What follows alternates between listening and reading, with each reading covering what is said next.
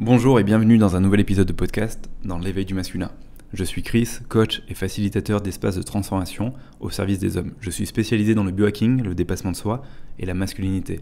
L'intention de mon podcast est d'apporter des partages d'expériences, des conseils et des pistes de réflexion au sujet des problématiques et des défis qui concernent les hommes et leur épanouissement personnel. Mon souhait est d'aider chaque homme à marcher vers un masculin plus conscient et plus épanoui. Alors comme sujet du jour, j'aimerais vous parler des énergies féminines et masculines, donc du yin et du yang dans la philosophie taoïste, et notamment de ces énergies chez l'homme. Pour la simple et bonne raison qu'aujourd'hui, j'ai souvent cette question qui revient, qui est comment je fais pour équilibrer mon masculin avec mon féminin. J'aimerais revenir sur cette notion d'équilibre, parce que pour moi, cette notion d'équilibre, elle n'est pas vraiment juste. J'aurais plutôt tendance à parler d'harmonie entre mes deux énergies et finalement de pouvoir les exprimer et de pouvoir aussi accepter autant mes côtés féminins que mes côtés masculins. Pour moi, l'équilibre, ça serait partir du principe que 50% du temps, j'arrive à exprimer mon côté masculin et mes qualités masculines, et 50% du temps, j'arrive à exprimer et me connecter à mon côté féminin et donc mes qualités féminines.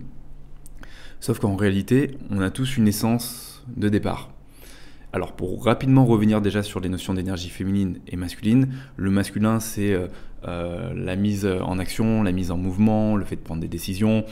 c'est le fait de mettre son énergie à l'extérieur de soi, c'est le fait d'aller à la rencontre de l'autre, le fait d'avoir un chemin, une direction, une vision et de s'y engager. Donc ça va être toutes les qualités qui sont aussi autour de la structure, de l'organisation, de l'affirmation de soi, alors que le féminin c'est plutôt vers l'intériorité, donc plutôt vers soi, c'est un mouvement qui va plus vers l'intérieur. Donc ça va être l'introspection, la réceptivité, la sensibilité, la vulnérabilité et la créativité. Et il faut partir du principe et il faut vraiment comprendre, et ça c'est amené par les sagesses amérindiennes, par la philosophie taoïste, mais aussi par le tantra,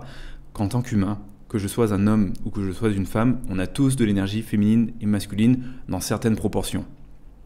Je dis ça car quand je fais un post sur Instagram et que je parle d'énergie masculine et que par exemple je dis que les hommes qui sont connectés à leur essence masculine vont être de nature problem solver, donc à résoudre des problèmes,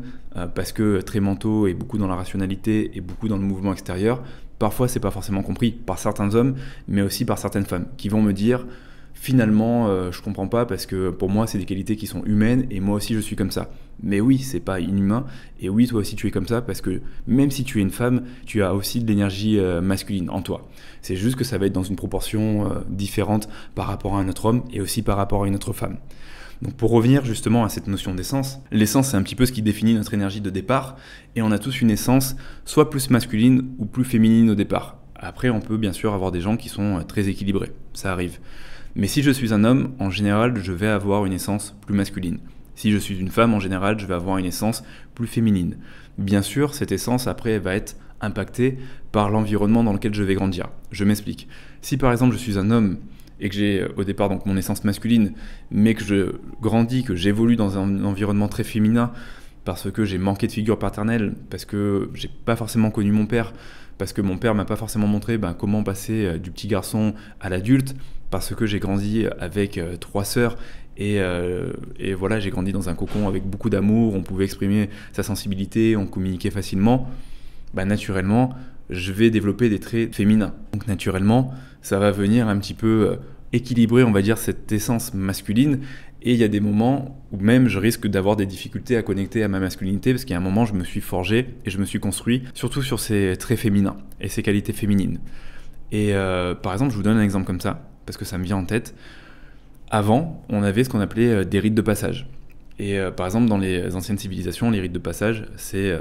à 13 ans, tu pars dans la jungle, tu vas chasser un tigre, tu y restes une semaine, et tant que tu n'as pas tué un tigre ou une panthère, tu ne reviens pas. Et ce rite de passage, il te permet vraiment de voir la différence entre je suis un enfant et je deviens un adulte, et ça te permet de te confronter à la souffrance du monde et à la dure réalité de la vie. Et le rite de passage, on l'avait aussi en Occident, par exemple, si je prends la France avec le service militaire pendant 2 ans qu'on n'a plus, c'était une forme de rite de passage, parce que le service militaire, c'était pas forcément très marrant. Pendant 2 ans, j'étais en caserne avec des hommes, et puis il y avait une hiérarchie, il y avait de la discipline, il y avait une très grande énergie masculine, qui n'était pas forcément toujours très saine, mais en tout cas, c'est clair que ça me vaccinait, que ça m'apprenait à quel point la vie, c'était pas non plus tout rose et tout facile, et ça me faisait sortir aussi des jupons de de maman. Donc aujourd'hui par exemple le fait qu'il n'y ait plus vraiment de rite de passage, et quand je parle de rite de passage on pourrait tout simplement penser aussi à un cercle d'hommes qui permet de reconnecter à sa masculinité et qui permet de grandir dans son masculin. On a une tendance finalement à la féminisation, d'autant plus que les femmes ont aussi beaucoup d'attentes vis-à-vis des hommes et souhaitent que les hommes se sensibilisent, deviennent plus vulnérables, deviennent plus communicatifs. C'est un phénomène qu'on voit assez, parfois à travers le couple, mais aussi au niveau de la société, aussi au niveau avec la montée du féminisme et notamment du féminisme extrême. Et je dirais que c'est pas mal parce qu'on a besoin d'avoir plus d'hommes qui sont sensibles, qui sont communicatifs, qui sont réceptifs et qui sont vulnérables, mais en même temps, ça entraîne aussi une déconnexion de nos qualités masculines, une difficulté à reconnaître notre virilité, notre capacité à prendre des décisions, notre capacité à nous mettre en mouvement, ce qui fait qu'aujourd'hui on a beaucoup d'hommes qui se cherchent, qui oscillent un petit peu entre ces deux énergies, féminines et masculines, qui sont aussi des fois dans de la procrastination, qui ont du mal à prendre des décisions, qui n'arrivent plus forcément à trouver leur place au sein de la relation de couple parce que tout de suite leur partenaire est très indépendante ou a une grosse énergie masculine, donc ils perdent aussi leurs repères et ils ne savent plus forcément se positionner par rapport à ça. Moi c'est un truc que j'ai vraiment vécu, j'étais avec une partenaire féministe, très indépendante, qui voulait prendre sa place à fond et je trouvais ça génial, j'étais hyper admiratif et en même temps j'avais l'impression que parfois ça me coupait l'herbe sous le pied et que j'avais du mal aussi à prendre ma place, et dès que je prenais ma place on avait tendance à rentrer dans des rapports de force parce qu'on avait deux grosses énergies masculines à la maison et ça clashait. Et finalement, il y en avait un qui avait besoin de rétrograder un petit peu dans son énergie. Et au bout d'un moment, c'est moi qui l'ai fait. Ce qui fait que j'ai connecté beaucoup plus facilement après à mon yin, à ma sensibilité, mais que je me suis un petit peu perdu avec tout ça et que j'ai eu du mal après à reconnecter à mes qualités masculines dont j'avais besoin pour la vie de tous les jours, à l'intérieur de mon couple, mais aussi pour mes projets, pour mon business, parce que c'est des qualités qui nous servent aussi à avancer, à mettre en place des choses, à nous engager, et donc on ne peut pas s'en déconnecter complètement. Donc je reviens sur ces histoires d'essence, parce que là je suis un petit peu parti assez loin, mais tout ça pour dire qu'en effet, on a une essence de départ. Cette essence, elle va être impactée en fonction de notre environnement, en fonction de notre conditionnement, et on va finalement avoir, au bout d'un certain temps, plus d'énergie féminine ou plus d'énergie masculine. Et aujourd'hui, je n'exclus pas le fait qu'il y ait des hommes qui ont vraiment une énergie féminine, même très prononcée, et qui ont une essence féminine très prononcée, et qui parfois sont en mal de ça parce que se sentent jugés ou se sentent aussi incompris ou c'est pas forcément reconnu par les autres hommes. Donc ça nous demande, nous aussi, pour les autres hommes qui ont justement une essence plutôt masculine, d'avoir la sensibilité, de reconnaître la sensibilité des autres hommes. Et de partir du principe que même si on est des hommes et qu'on a globalement tous une essence masculine, on est quand même tous aussi très différents, on a tous des niveaux de sensibilité très différents, on a eu des conditionnements, des antécédents familiaux qui font qu'on est aussi tous très différents, même si on peut avoir des histoires assez communes et des blessures assez communes. Donc ça amène à vraiment aussi être tolérant vis-à-vis des autres hommes. Plus je suis aussi capable de développer cette tolérance, plus je suis capable d'accepter l'autre, et plus je lui donne l'espace d'exister et d'exprimer ce qui est bon pour lui. Donc c'était une petite parenthèse, je reviens à mon histoire d'essence. Donc aujourd'hui, j'ai envie de vraiment répondre à cette question pour les hommes qui me demandent comment je fais pour équilibrer cette énergie féminine et cette énergie masculine. J'ai envie de vous dire, il n'y a rien à équilibrer. Le plus important, c'est de pouvoir exprimer totalement vos deux polarités. Tant votre énergie masculine dans vos projets, dans votre business, dans votre travail, dans votre carrière, dans les initiatives que vous prenez à la maison, la posture que vous avez, parce que c'est finalement plus une question de posture et d'énergie qu'on dégage dans votre couple aussi. Et je reviens rapidement sur le couple parce que moi, c'est un truc que j'ai vraiment vécu où ma chérie, à un moment, a essayé de me coacher et de me mettre au dev perso pour me changer, mais pour que je sois plus à l'écoute, plus sensible et que je m'améliore en fait, que je fasse du développement personnel. Et au début j'étais un petit peu réticent, j'avais un petit peu ma façon à moi de faire mon dev perso avec mon sport, mes méditations et ce genre de choses. Puis il y a un moment j'ai fini par lâcher prise et de me dire ok, je vais faire du dev perso, j'ai commencé à faire du dev perso, j'ai aussi commencé à beaucoup me féminiser, et puis au bout d'un certain temps ça a été l'inverse, elle m'a dit il est où l'homme? Et là en fait j'ai complètement perdu mes repères parce que en fait elle attendait de moi que je sois plus sensible, vulnérable, communicatif, réceptif. Et d'un coup, je le suis parce que je fais tout ce dev perso. Et d'un coup, elle me dit, il est où l'homme? Et là, en fait, je suis complètement chamboulé. J'ai plus de repères et je comprends plus finalement où j'en suis. Donc ça, j'en parle là, je fais encore une nouvelle parenthèse. J'en parle parce que c'est quelque chose qui est très présent. C'est quelque chose qui tend aussi à féminiser les hommes. Donc c'est si il y a des femmes qui écoutent cet épisode de podcast, s'il vous plaît, madame, arrêtez de vouloir changer votre partenaire, arrêtez de le pousser à faire du développement personnel à tout prix, laissez-le vivre son développement personnel à lui, à sa façon, et c'est vraiment important parce qu'à vouloir changer son partenaire et notamment à vouloir le pousser à faire du dev perso, en effet on finit par en faire sa meilleure amie parce qu'on peut parler de plein de choses avec lui, il est hyper communicatif, communicant, réceptif, sensible et tout ça, mais on casse la polarité au sein du couple et finalement c'est comme si on avait deux meilleurs amis ensemble, sauf que deux meilleurs amis ensemble, il n'y a plus de tension sexuelle, il n'y a plus de désir, il n'y a plus d'attraction, il n'y a plus d'alchimie, donc c'est important d'avoir vraiment conscience de ça pour pas détruire la polarité du couple et faire en sorte que le couple puisse encore s'attirer, qu'il y ait encore du désir. Et c'est aussi apprendre à respecter l'autre pour ce qu'il est, pour sa nature et pour son essence. Voilà, c'est déposé, fallait le déposer. Et donc pour revenir à cette histoire d'essence et de féminisation et d'équilibre, finalement, j'ai envie de vous dire, voilà, une fois de plus, exprimez votre masculinité à travers les activités qui vous font du bien, que ce soit par exemple des bains glacés, que ce soit un projet où vous avez des décisions à prendre, que ce soit par exemple la préparation d'un marathon, un sport de combat pour travailler votre combativité, que ce soit par exemple par de la remise en forme pour prendre soin de vous physiquement, vous sentir bien dans votre corps, vous sentir viril. Peu importe en fait la façon dont vous avez envie de le travailler, faites-le, autorisez-vous à vivre pleinement votre masculinité. Autorisez-vous à pleinement reconnecter à votre masculinité. Et même si demain vous avez une très grosse essence féminine, donc une très grosse essence yin, vous avez quand même besoin de votre masculinité et de vos traits de masculinité. Pour la simple et bonne raison que c'est les deux facettes d'une même pièce de monnaie. Et l'un ne va pas sans l'autre. Et c'est ce qui fait que vous avez justement une belle polarité. Et c'est ce qui fait que vous êtes capable d'exprimer toutes vos facettes et que vous êtes justement dans votre pleine puissance. Et on n'a pas forcément besoin d'équilibre. Vous pouvez avoir 70-80% de masculin et 20-30% de féminin bien exprimé. Et c'est suffisant en fait. Le but c'est pas de se dire 50-50 et j'ai un équilibre. L'harmonie c'est quand j'arrive à vraiment exprimer et accepter toutes les facettes de moi, tant mes côtés peut-être les plus sensibles, les plus fragiles, les plus vulnérables, les plus créatifs, que mes côtés les plus forts, les plus résilients, les plus déterminés et avec le plus de volonté. Et donc vice versa pour l'énergie féminine, trouvez aussi des activités, trouver des choses qui vous permettent d'exprimer, de reconnecter à cette énergie féminine, oser la vulnérabilité, oser demander de l'aide quand vous en avez besoin. Et une fois de plus, c'est aussi une question de posture. C'est pas parce que demain vous osez d'être vulnérable et donc de demander de l'aide que vous êtes fragile ou que vous êtes faible. Si vous le faites dans une énergie en effet de victime et donc dans un excès de féminité, ce qu'on appelle vraiment de la passivité, et j'en parle beaucoup avec les archétypes, je vous renvoie à mes fameux guides sur les archétypes avec les notions d'énergie yin et yang, avec justement cette notion d'harmonie, mais aussi cette notion de comment je peux me reconnecter à mon yang et comment je peux me reconnecter à mon yin. Donc je vous remettrai le lien qui est dans la description de l'épisode de podcast. Mais si vous êtes vulnérable, mais que vous restez dans une posture responsable et que derrière vous savez vous prendre en main, vous savez prendre des décisions pour vous, que vous n'êtes pas en train de vous lamenter, vous n'êtes pas en train de faire cet archétype-là du masochiste, de la drama queen qui est en train de se victimiser, votre vulnérabilité elle est puissante, elle est belle, elle est recevable. Et on peut le dire aujourd'hui par exemple au sein de la relation de couple, quand vous êtes avec votre partenaire, si elle vous voit vulnérable, mais que derrière elle vous sent responsable, c'est ultra beau. Si elle vous voit vulnérable et que derrière elle vous sent insécurisé, vous allez être insécurisant, elle va être insécurisée et votre vulnérabilité ne va pas être reçue. Et ça va empirer ce sentiment de victimisation. Donc en effet, soyez vulnérable, mais restez bien dans votre axe, dans votre verticalité, dans votre axe masculin. Parce que c'est ce qui fait aussi votre force et c'est ce qui fait que vous avez quand même cette capacité à rapidement revenir à vous une fois que vous avez exprimé la patate chaude et que vous avez crié un bon coup, pleuré un bon coup, demandé de l'aide ou que vous êtes monté sur votre montagne et que vous avez dégueulé tout ce que vous avez à dégueuler. Mais revenez à vous, revenez dans votre axe masculin parce que cet axe-là,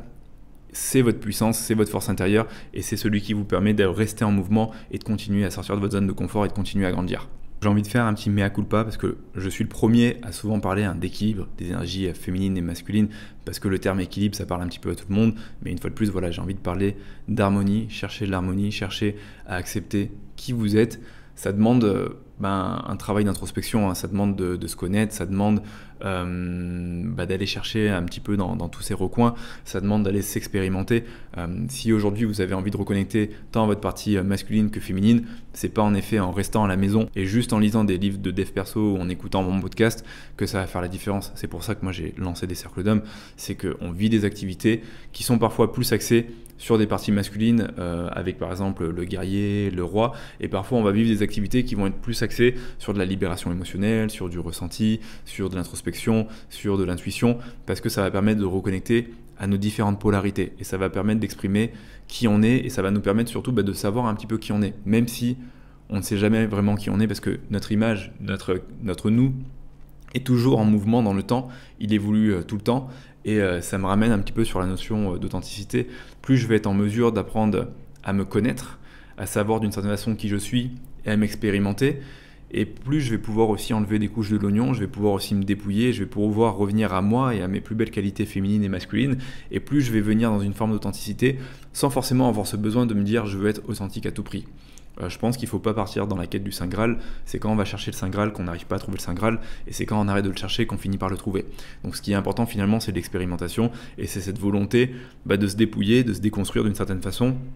pour apprendre à mieux se connaître et pour révéler ses plus belles facettes au monde. Donc c'est vraiment ce que j'ai envie de vous inviter à faire, et une fois de plus ça demande à la fois de l'introspection, donc de l'énergie yin, du mouvement vers l'intérieur, et en même temps ça demande à la fois du mouvement vers l'extérieur, de sortir de sa zone de confort, d'aller vers ce qu'on appelle la zone d'apprentissage, de découvrir des nouvelles choses, et au bout d'un moment, quand on est bien dans cette zone d'apprentissage, ça devient une zone de magie, et on apprend plein de choses de la vie, et on continue à grandir dans notre masculinité. Donc voilà ce que je voulais vous dire aujourd'hui par rapport à ces notions d'énergie féminine et masculine qui, je sais, perturbent beaucoup de personnes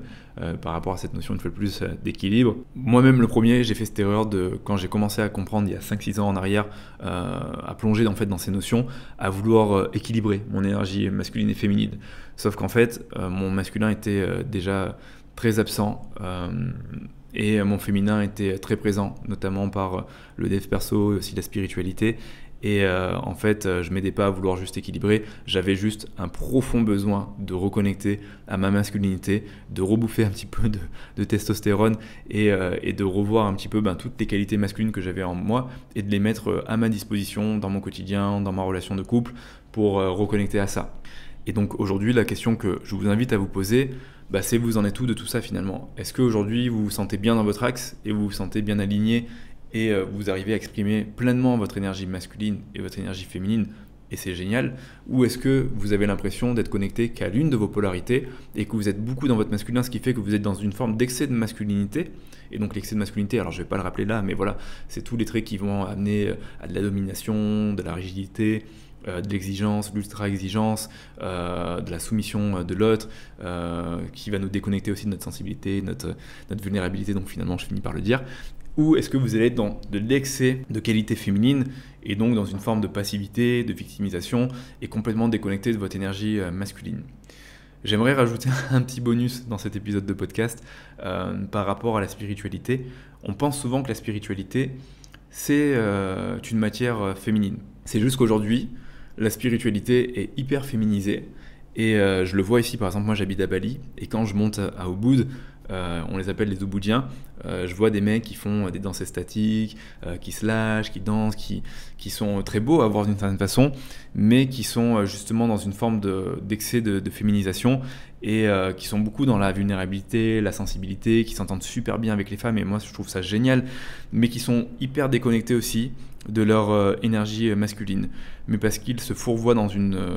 excusez-moi, c'est un petit peu dur ce que je dis peut-être, mais dans une fausse spiritualité, et finalement ils se retrouvent à développer un ego spirituel énorme, et finalement ils se retrouvent à se féminiser énormément. Et au bout d'un moment, quand tu parles à ces personnes et que tu leur demandes t'en es où dans ta vie, comment ça se passe, qu'est-ce que tu mets en place, souvent ils te répondent moi je suis dans le flow. Tu vois, moi je suis connecté à ma source, à mes ressentis, donc je fais vraiment au jour le jour, et pour l'instant ça va, parce que tu vois je suis bien, j'arrive à cultiver de la gratitude, des bonnes émotions, et je prends un ton un petit peu en mode critique, et c'est génial tout ça, on a besoin d'être dans le flow, on a besoin de pouvoir reconnecter à sa source, de ressentir ses émotions, sa sensibilité, mais il y a un moment pour avancer dans la vie, on a besoin d'être dans son énergie aussi masculine, on a besoin de pas que compter sur le flow, parce que des fois le flow il est merdique pendant plusieurs semaines, et quand il est merdique pendant plusieurs semaines, si t'es clébolo dans ton flow qui est merdique, pour avancer, mettre en place des choses, ça va être compliqué, et bien sûr ça va jouer sur ton estime de toi, sur ta confiance en toi, et tu vas sentir qu'au bout d'un moment t'es tout simplement en train de te mentir à toi-même, qu'au bout d'un moment, tu es tout simplement en train de te mettre un doigt dans l'œil et qu'en fait ce flow il est pas valable. Je vous en parle parce que j'ai eu ma période égo spirituel, spiritualité plus, où je me suis un petit peu déconnecté de cette énergie masculine, où j'étais le premier à être dans le flow, à être connecté à mon intuition. Là, c'est pas le bon moment pour lancer ce projet, et à trouver finalement des excuses et à me déconnecter une fois de plus vraiment de ce pouvoir intérieur, de cette force intérieure, de cette essence masculine qui me permettait de prendre des décisions, de trancher, de me mettre en mouvement, d'être dans l'action. Et d'être aussi résilient, et parfois de me dire, même quand ça va pas, même quand émotionnellement c'est un petit peu la tempête en moi, je suis quand même capable de mettre en place des choses et d'avancer, et au bout du compte, c'est ce qui fait que je crois en moi, je me sens fiable, et que finalement j'arrive quand même à faire la différence, et que je continue à huiler cette confiance en moi, parce que je continue à me voir en mouvement. Parce que quand je suis dans le flow et que je m'arrête parce que le flow il est pas bon, finalement en fait ça le fait pas en fait, et je sens qu'en fait je suis complètement à côté de la plaque. Donc ça c'est le petit bonus que je voulais donner, voilà, je le dépose là, vous en faites ce que vous voulez. Je parle de ça parce qu'aujourd'hui je vois une fois de plus énormément d'hommes qui se féminisent et qui se déconnectent une fois de plus de leur qualité masculine et qui se mentent à eux-mêmes et qui deviennent les meilleurs amis des femmes. Et c'est cool d'être le meilleur ami de la femme, mais je pense que c'est bien aussi d'être le meilleur ami de l'homme et être son meilleur ami et d'être dans son équipe, et ne pas oublier qu'on a cette essence masculine, et cette essence masculine elle est belle, elle est puissante, c'est une force de création, et on a besoin d'elle pour avancer, et on a besoin de pleinement à la fois s'y reconnecter, lui pardonner quand on a grandi dans un environnement assez toxique avec un masculin très dur, et l'assumer complètement, assumer d'être un homme, assumer d'avoir cette force à l'intérieur de soi, assumer d'avoir ses différentes qualités, assumer d'avoir sa virilité, assumer d'avoir de la force, assumer de prendre des décisions, de se mettre en mouvement. Donc voilà ce que je voulais vous dire. J'espère que cet épisode vous parlera, vous inspirera de belles choses, qui vous amènera peut-être une perspective différente des énergies féminines et masculines, parce que j'en ai souvent parlé, et une fois de plus, je vous renvoie sur mes guides, autant sur le guide des archétypes masculins, pour incarner les différents archétypes, incarner ces différentes facettes, mieux se comprendre, et puis accélérer dans sa vie, dans son quotidien, dans ses projets, dans ses relations, mais aussi sur le guide des routines,